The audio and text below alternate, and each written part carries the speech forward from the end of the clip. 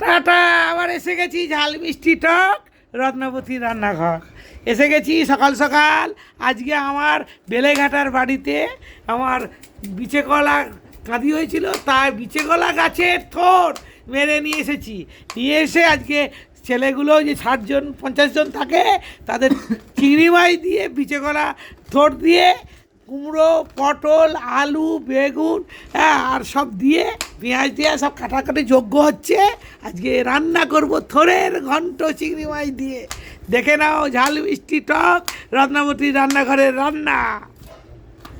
এই যে পটল, এই আলু কুমড়ো থোর কাটা হচ্ছে, ঝিকি ঝিকি ঝিকি ঝিকি ঝিকি ঝিকি থোর, ঘিচি ঘিচি ঘিচি ঘিচি ঘিচি ঘিচি থোর। এইসব আমার হেল্পার, হ্যাঁ এরা খাবে, এরা আমার করে দিচ্ছে। পেঁয়াজ কাটা হচ্ছে, আমি থোর ছাড়াচ্ছি, থোর কাটছি। এই যে থোর, এই হচ্ছে আমার ঝাল মিষ্টি টক রত্নাবতী রান্নাঘরের চিংড়ি মাছ। এই যে চিংড়ি মাছ দিয়ে থোড়ের ঘন্ট হবে আজকে। ডিসেম্বরের শেষ 25 সাল শেষ হবে ভালো মন্দ খেয়ে, সব রকম খেয়ে। মাছ মাংস ডিম খাবে, আবার তার সঙ্গে থোড়ের ঘন্টও খাবে, চিংড়ি মাছ দিয়ে থোড়ের ঘন্ট। তোমরা সব বেশি করে শেয়ার করো, তাহলে আমি আরও ভালো করে রান্না করে তোমাদের খাবার নিবেদন করব, ডাকবো, নেমন্তন্ন করব। বেশি করে শেয়ার করো, আমি খুব ভালো লাগবে। আমার বছরের শেষ রান্না করে দেখাচ্ছি, তোমরা বেশি বেশি শেয়ার করলে আমি আরও ভালো ভালো রান্না দেখাবো। আমার টিপটা চলে গেছে মাথায়, কাজের তোড়েতে। এই যে 5 ফোড়ন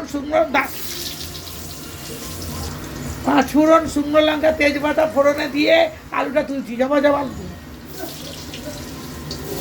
খুলছি রে, তো সোজা।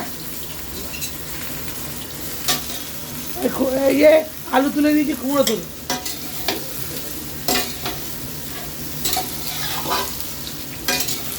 আলু তুলে দিলাম, এবার কুমড়ো তোলা হচ্ছে।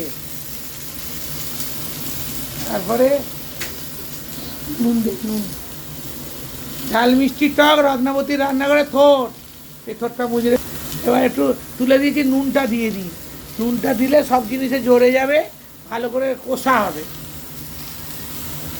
জয় গুরু, জয় গুরু।